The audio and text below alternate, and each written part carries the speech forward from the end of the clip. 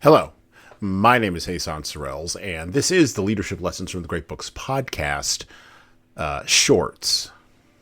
There's no co-host on these shorts episodes. These are now around 2 to 4 minute, sometimes as long as 6 to 10 minute observations, ideas, thoughts, or rants about the literature, philosophy, psychology, and even the theology of leadership. Because listening to me talk about leadership for now around 2 to 4 minutes is still better than reading and trying to understand yet another business book.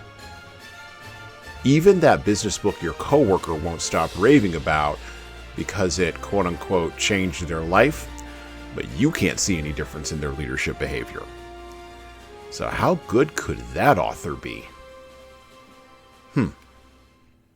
When reading or even watching science fiction, even high science fiction such as that written by Philip K. Dick and Isaac Asimov, or even an author like Ray Bradbury, the thing that jumps out to the careful reader or watcher is the sense of anxiety embedded deeply in the narrative about the future. Except it's anxiety based on the public and private fears surrounding the writer present in the time he is living and writing in.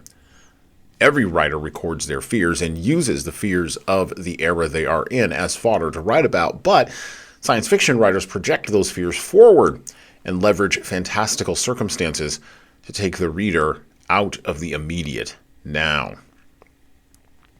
What can leaders learn from this tactic? Well, one of the first things to realize is that the circumstances surrounding a team or an individual on the team are exactly that, circumstances. They can morph, change, and mold to the times they are in. Very few circumstances transcend the moment, the current moment in which they are occurring.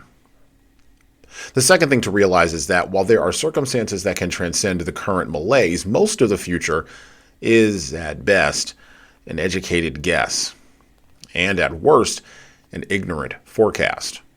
Sure, past results may predict future outcomes when investing in financial products or even gambling at a casino.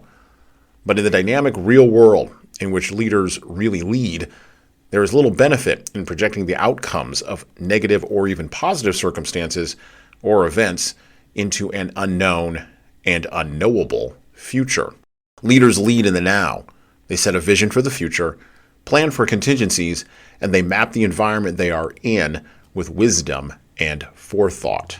They not only hope for a better world, they actively plan on how to get there, no matter what fantastical gee whiz technology or its adherents or inventors may do or say.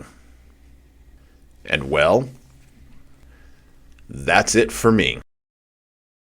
Thank you for listening to the Leadership Lessons from the Great Books podcast today. And now that you've made it this far, you should subscribe to the audio version of this show on all the major podcast players, including Apple iTunes, Spotify, YouTube Music, and everywhere else where podcasts are available.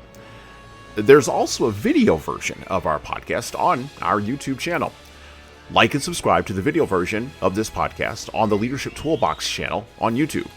Just search for Leadership Toolbox and hit the subscribe button there on YouTube. And while you're doing that, leave a 5-star review if you like what we're doing here on Apple, Spotify, and YouTube. Just go below the player and hit 5 stars. We need those reviews to grow, and it's the easiest way to help grow this show. And tell all your friends, of course, in leadership. By the way, if you don't like what we're doing here, well, you can always listen to another leadership show. There are several other good ones out there. At least that's what I've heard. All right. Well, that's it for me.